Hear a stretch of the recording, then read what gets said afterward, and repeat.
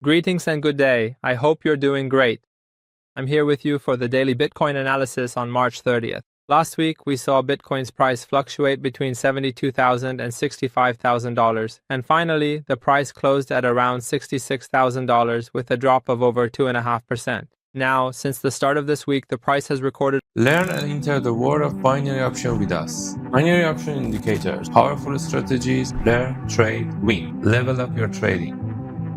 A growth of about 2% so far and is trading around $67,300.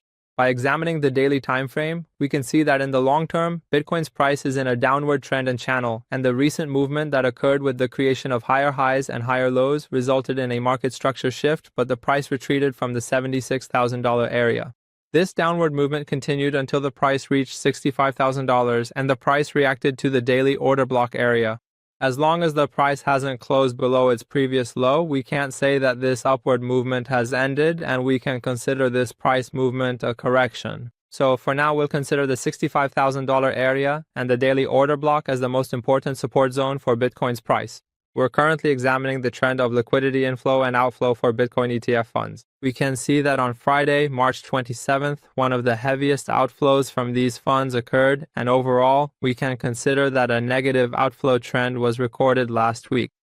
We're also looking at the Fear and Greed Index. Last week, after we saw an increase in this index's value, Bitcoin's price also rose, and in the final trading days of last week, we saw a decrease in the Fear and Greed Index and a simultaneous drop in Bitcoin's price. Now, today we see again that this index has increased to 27 and is in a better position compared to the last 3 days. We're currently examining the 4-hour time frame. In the last analysis we had for Bitcoin on Friday, we expected the price to continue its downward movement after collecting internal liquidity. As you saw, this drop happened and the price reacted to the 4-hour order block area. As mentioned, Bitcoin's price hasn't been able to close below its previous low and has been met with good support in this area. But with ongoing military tensions, we can't say for certain that the current zone will be the end of the price's downward movement.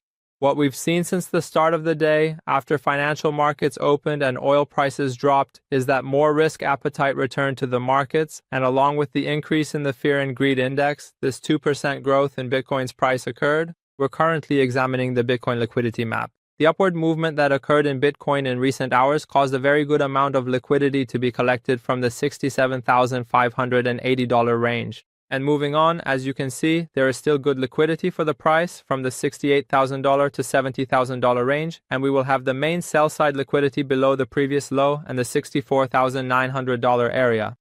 Now, later today, if we see an increase in risk appetite in the crypto market and the price meets buyer support, we can expect Bitcoin to continue its upward movement towards higher liquidity targets after a small correction. And in a contrasting scenario, if we see any news that increases risk aversion in financial markets like crypto, we could see the price start a downward move after collecting the liquidity it has gathered. Good luck and stay profitable. Do you know why your profits are smaller than your losses? Because you don't analyze your trades, you just execute them. Download the Trading Journal app for MetaTrader 4 and 5 for free now.